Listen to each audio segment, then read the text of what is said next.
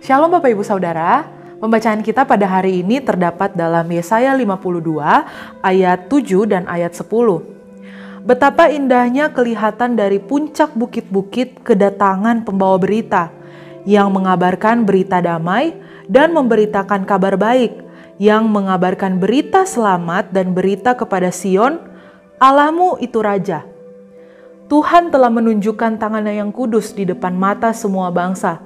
Maka segala ujung bumi melihat keselamatan dari Allah kita.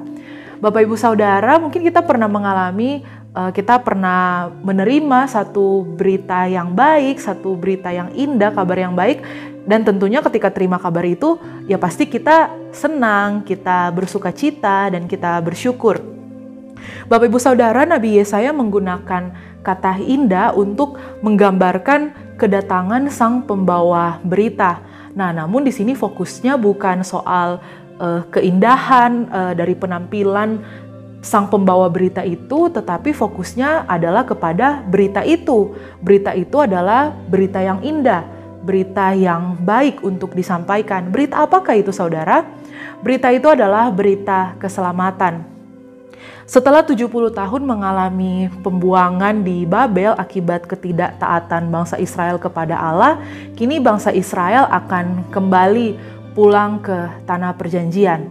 Berita inilah yang menjadi satu berita yang baik, berita yang indah bagi mereka, yaitu mereka akan kembali pulang.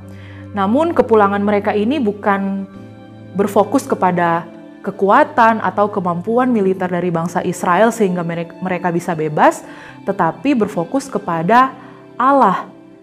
Tangan Allah yang kudus itu yang akan membawa mereka keluar dan yang akan menyelamatkan mereka. Bapak Ibu Saudara, kabar yang indah, kabar yang baik itu pun sudah ada kepada kita. Kita pun sudah mendengarkan itu, yaitu Injil keselamatan yang daripada Yesus Kristus. Setiap kita sudah menerima Injil, sudah mendengar Injil, kita tahu bahwa kita manusia berdosa, namun sudah diselamatkan, sudah ditebus oleh darah Kristus.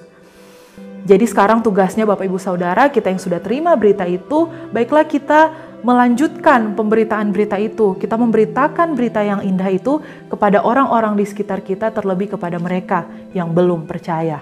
Mari kita berdoa. Bapa di surga, kami bersyukur untuk berita yang indah yang Engkau hadirkan dalam kehidupan kami. Satu berita yang membawa kami kepada Engkau, membawa kami kepada keselamatan yang sejati.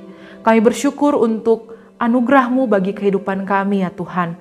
Biarlah ya Tuhan kami boleh meneruskan memberitakan berita yang baik itu kepada orang-orang di sekitar kami, sehingga mereka boleh mengenal Tuhan Yesus Kristus. Terima kasih Tuhan, inilah doa kami, dalam nama Tuhan Yesus kami berdoa. Amin.